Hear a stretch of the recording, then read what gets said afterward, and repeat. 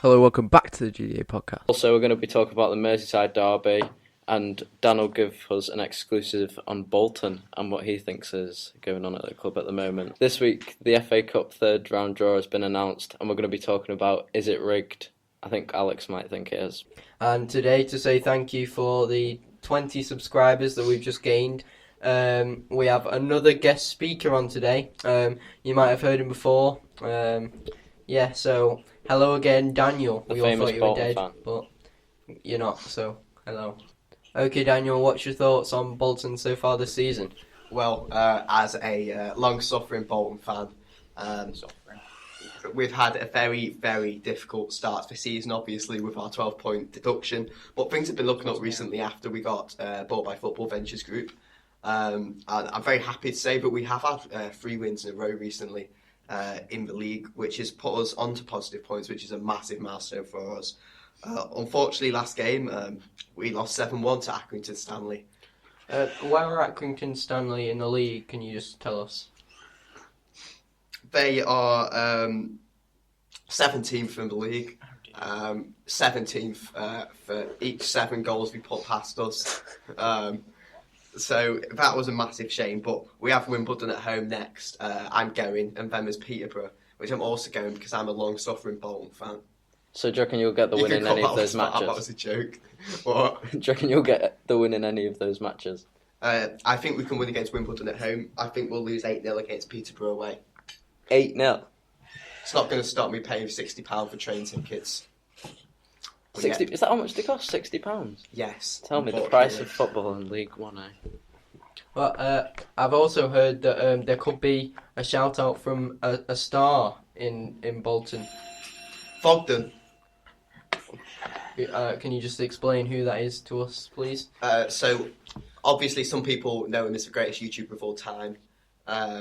He has made history recently after going the Motherwell game in Scotland, and he saw absolute scenes.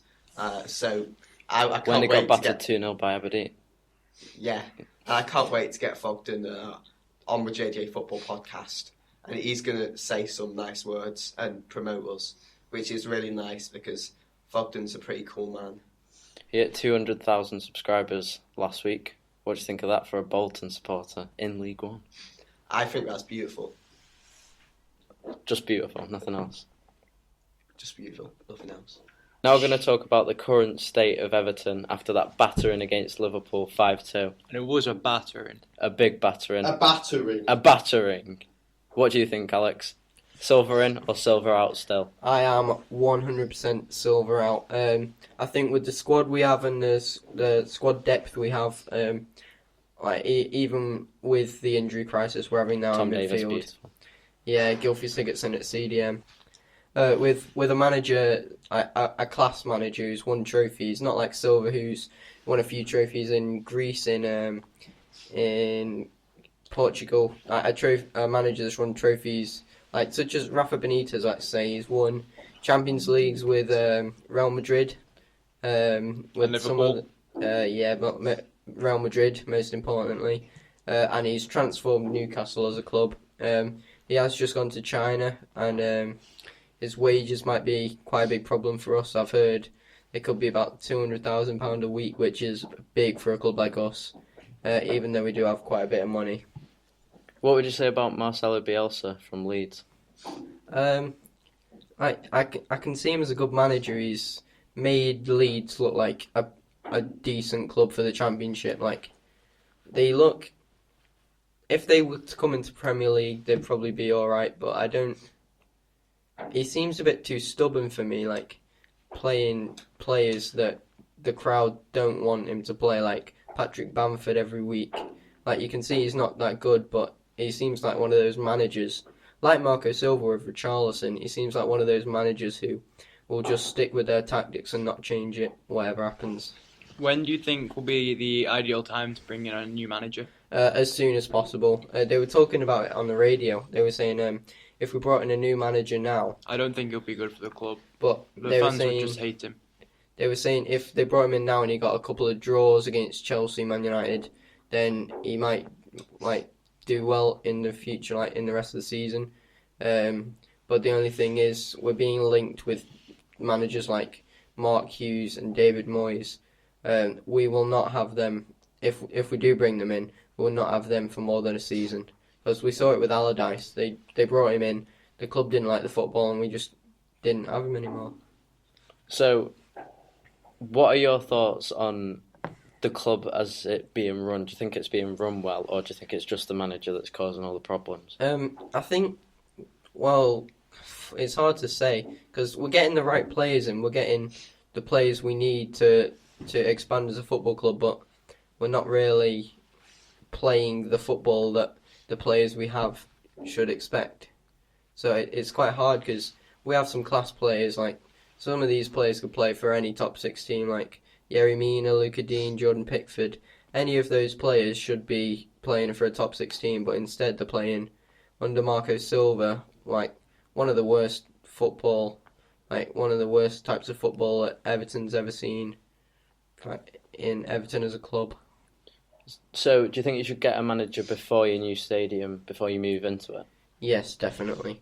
Like, I think with the new stadium, it'll be a new era for our club, and I think a new manager would be perfect going into the new stadium.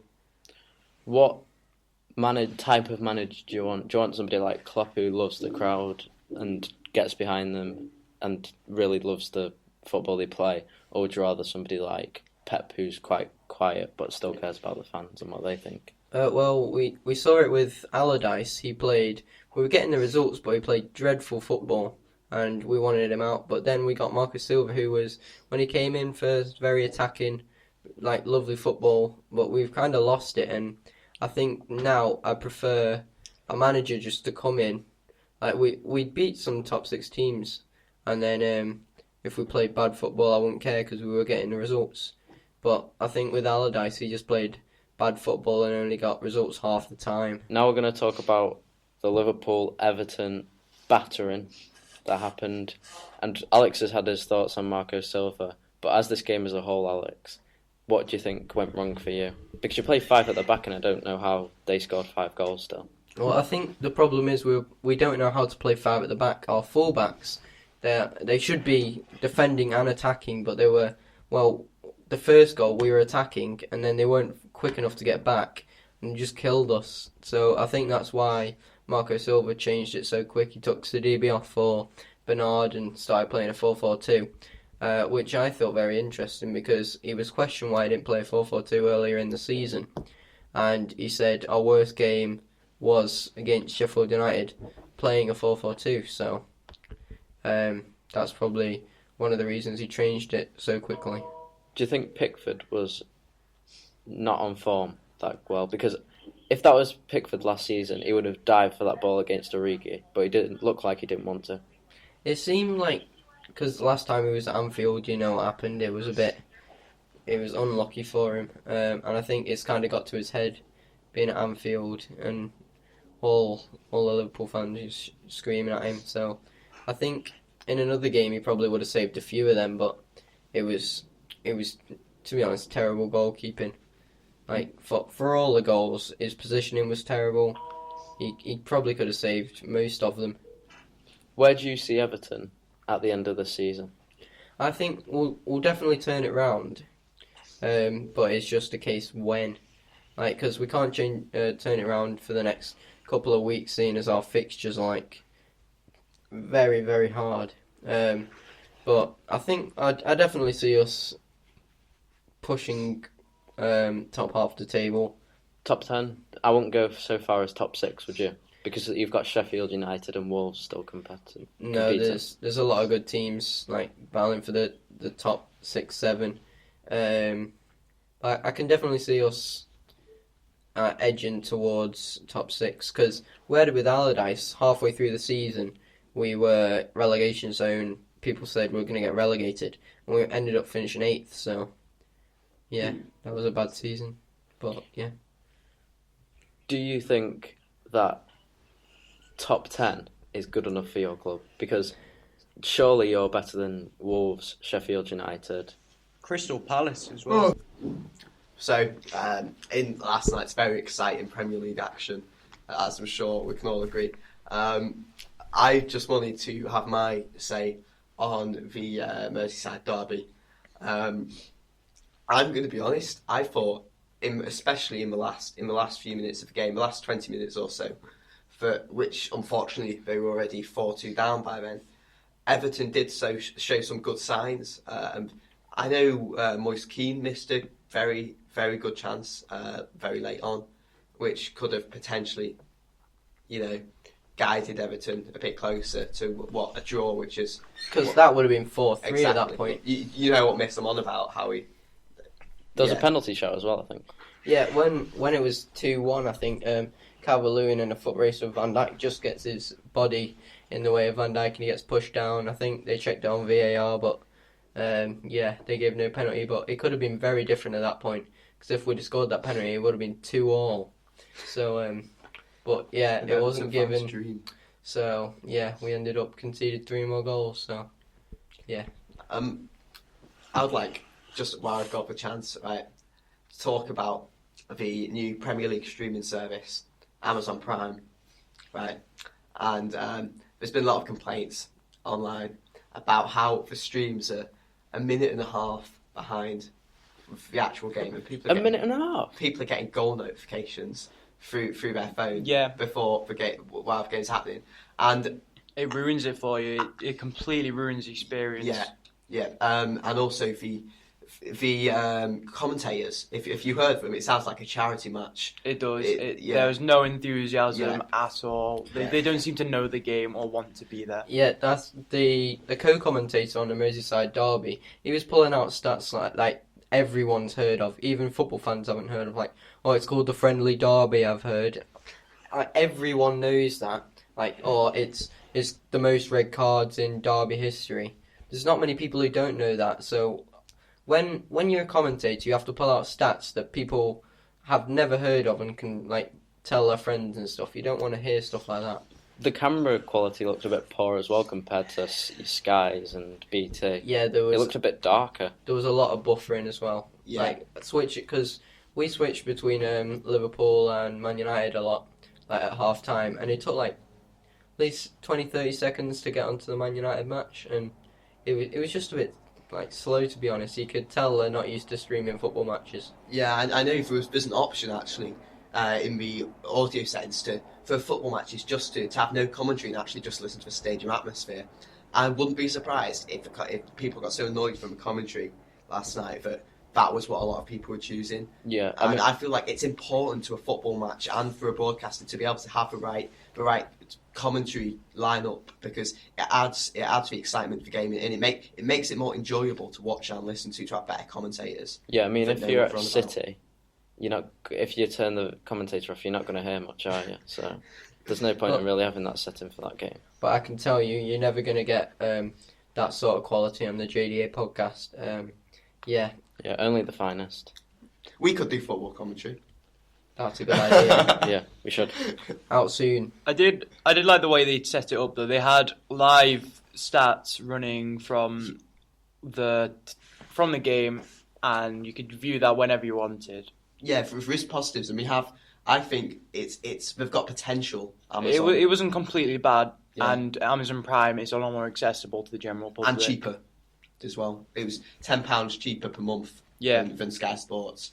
I think you only get the one channel if you pay £18 for the Sky Sports package as well. So do you think this is building blocks for Amazon to become a massive competitor in the football world, including your BTs and Skies? It's a very good marketing strategy. It depends if they want to go into streaming football, then it'll be very hard to compete with BT and Sky.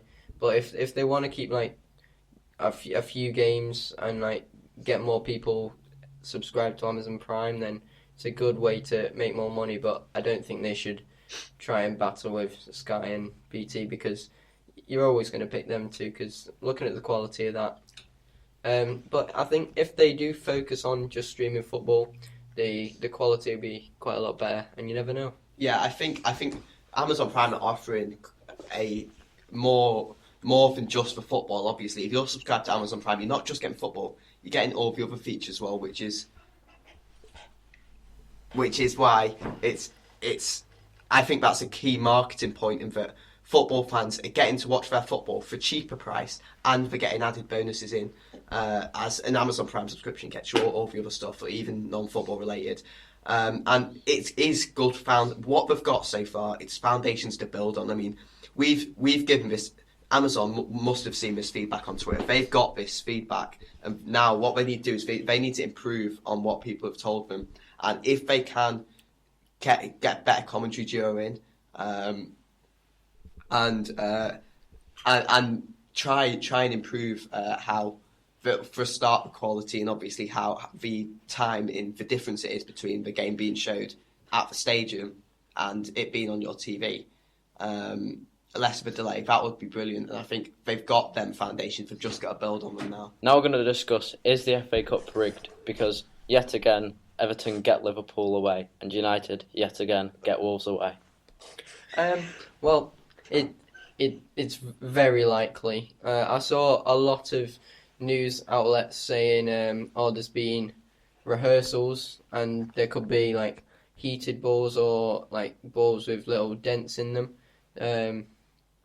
But it's hard to tell, because if you think about it, Liverpool, like Everton getting Liverpool away twice in 3 years, like away as well, it's like 1 in 800 chance or something stupid like that. Yeah, I actually have something here. I mean, this is taken from the Sun, to take it with a pinch of salt, obviously. Right? Yeah. We don't promote the Sun. No one does. Don't read it at any cost. Yes. Well, we're going to read it so that you don't have to. Yeah. So what the Sun have actually done is they have listed the recent draws in whatever competitions that Manchester City have had. So, for example, obviously if they were drawn against Port Vale at home, you can't afford more. That's an easy League match. 2 club, about 10th in League 2, your average League 2 club.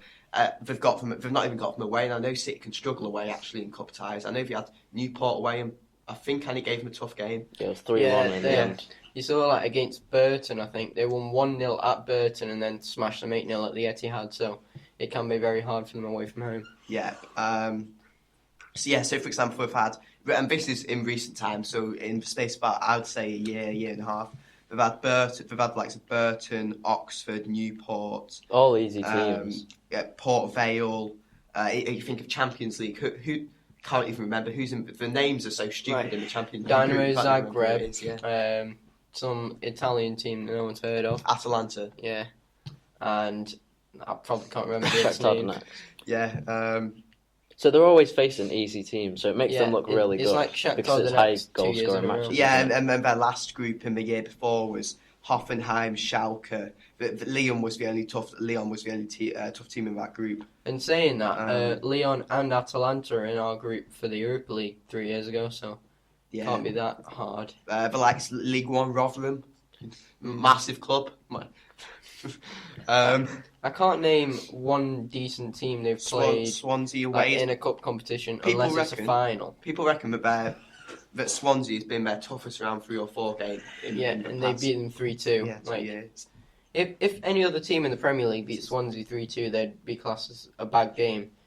And then Man City do it, and they win, so they're classed as and then they go and win the competition. So this was their 2018-19 FA Cup matches, right? So they had Rotherham at home, Easy. Hard match. Burnley at home. Easy. Burnley Premier League club, right? Okay, fair enough. I mean, if you beat them like you'd expect, because they are a very big Premier League club, Manchester City.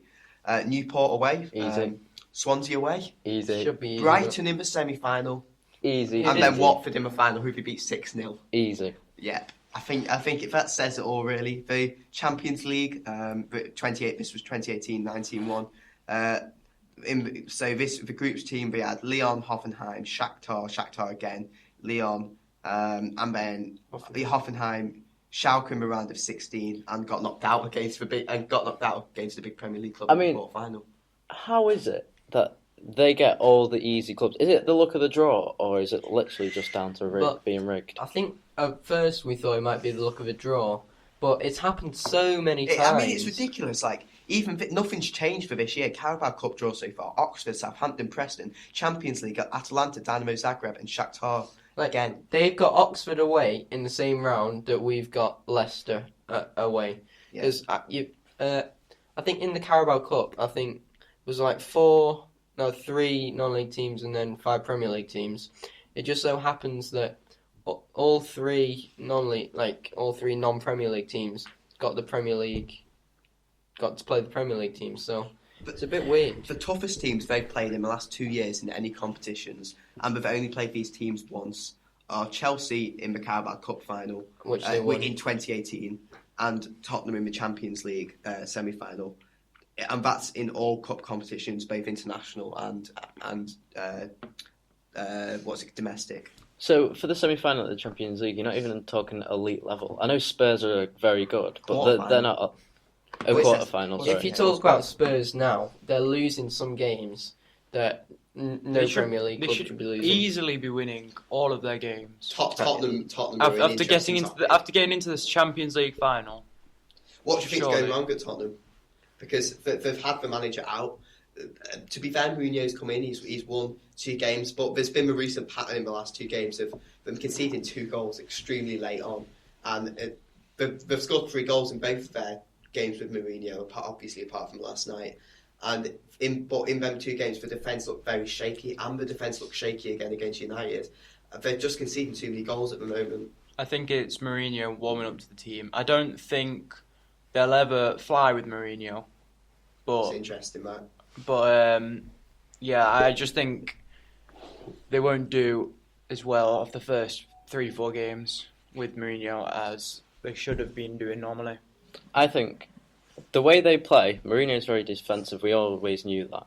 But the thing is, I was at the United game last night, and I saw them play 3 formations in under 2 minutes. So they went from a 4-3-3 into a 4-2-3-1 into a 4-4-2.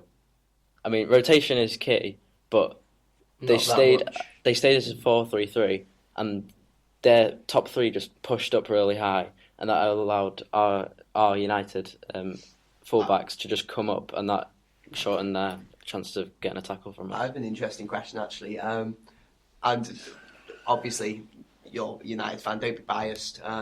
But there's 3 clubs I was thinking of. Everton are just in irrelevant position. But there are 3 clubs I was thinking of: United, Arsenal, and Tottenham. If you were a new manager walking into any of them clubs, which one would you want to be in? Which one do you believe has the highest potential for you as a manager to be able to achieve? What would you want to walk into out of them 3 clubs? Probably Tottenham, because of the facilities that they've got at the moment. The facilities in the squad should be incredible. They should be winning. Yeah, I agree. I'm going to pick a quite controversial one. I'd probably go for Arsenal, to be honest. Like, they've got a very, very young core. They've got a few good young players coming in, like Lucas Torreira, Guendouzi, a couple of good wingers like Reece Nelson, who's just been on loan to Hoffenheim last season. And they've got a very good young squad coming. And I think in about 4 or 5 years, if you can do a good job as a manager, get them into top 4 once or twice, then you'd probably be one of the best clubs in Europe in a few years. So, the squad that they currently have, not the best. Like, with current controversy over Xhaka and stuff. I think the problem with Arsenal and United right now is that the fans do not trust the owners of the club and the board of directors to be able to put the investments into the club that are needed. I think Tottenham are in a much stronger position, as the fans seem to almost be one with Daniel Levy. Yeah, I mean, if you're looking at United, their top half of the owners and whatnot, you wouldn't trust them. I mean, we sold Lukaku for about 70 million, and then after that, the money hasn't been invested. It's just been pocketed by the Glazers and their businesses. So I don't know how United can get out of it, really, because the amount of debt that they've got in the club that they're not paying off, I don't think they'll mostly never sell. Well, I think, it goes down, because you see, it could go down to Ed Woodward as well, because he's been given the money, he's been given enough money, but I don't think he's scouting the right players. Like, he bought Fred for 50 million, was it? Yeah, the only reason why we bought Fred and Sanchez was so that City don't get them to become an ultimate team, basically. Would you not say? Yeah. Well, you said You think you bought Fred, so City didn't buy them? Yeah. Instead. Yeah. Honestly, I don't know if they're on City's watch list. Or... Before United got Fred, City had a highly interested transfer in Fred. Well, yeah. Well, I don't know, Fred. What's your opinions on Fred as a United fan? Oh, rubbish. I mean, last night he was very good at passing in the first half, but after that, he was shocking. I mean, I know he's left-footed, but his right foot is so rubbish. He can't pass for England. Well, he doesn't play for England, but he can't pass for England. That's how bad he is. And McTominay was the man of the match, really, because he constructed that midfield, as well as Marcus Rashford. I know you're going to say Alex, as well as Rashford. Them two were the standout performers because of their work rate compared to other players like Lingard and Fred. I was surprised at how good Greenwood was, to be honest. Like, his hold-up play looked immense. Yeah, He looked like he was already one of the best strikers in the league. a lot of that first half, I found Greenwood was almost non-existent. I did stop watching the United game after that. But if what you're saying is true, then fair enough. But I never saw Greenwood having a massive part to play, especially in the first half an hour, 40 minutes of that game. I was going to say also, I kind of messed about with Lingard last podcast, but You apologised last podcast, though, didn't you? probably. But I think he actually played quite well last game. Don't remember, he scored a goal against some Kazakhstan farmers. Yeah, no. It was a great goal as well, and we still lost 2-1. He seemed to be in his element against Tottenham. Like, because Mourinho, facing Mourinho, but did he get the assist for Rashford, or did it come off his knee or something?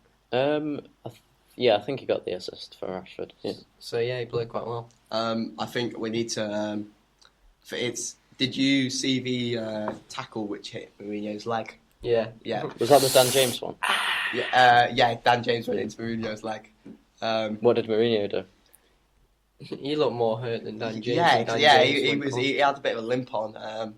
Good, I'm surprised he didn't dive on the floor, no, Mourinho. We obviously were talking about bad players with Fred. I just wanted to mention this is more about Marco Silva at the game last night.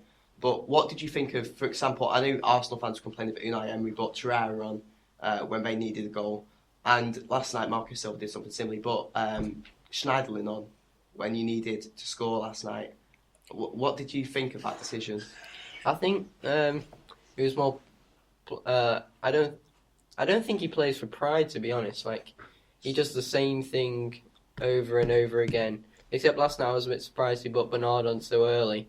But it's always wait till the 60th minute. If we're losing, bring on a striker. If we're winning, bring on another centre back, and it never works. So I was kind of surprised by bringing Schneiderlin on. But yeah, we were 4-2 down, and don't take off a more attacking player for Schneiderlin. Yeah, exactly. Who would you have put on instead of Schneiderlin? I heard you had some. You did have some attacking options on the bench. Oh, I think I would have brought Tosin on, but we did bring Keane, so we would have had 3 strikers on the pitch. That's not a very good idea against a team like Liverpool. Yeah, lethal, especially on the counter-attack. That's the end of this podcast. Big match this weekend. We forgot to mention United City. Bolton, Wimbledon. And them as well. And Everton, Chelsea. That's quite a big game. Yeah, but City and United. Yeah, the main big club one. Chelsea against small minnows of the Premier League. So the derby no one cares about this week. If you're watching, please leave a like. If you're not, please leave a like. Also, the derby no one cares about. And everyone watch the Villa Leicester game, please. We need all the support. Please don't drop 6-1 points, Leicester. You're our only hope now. Right, that's a bye Wait, from can we do me. predictions? No. 6-1 Leicester. 7-0 Wimbledon. 2-0 United. 5-0 City. 26-0 Everton. Yes! Right, that's a bye from me. I mean. And me.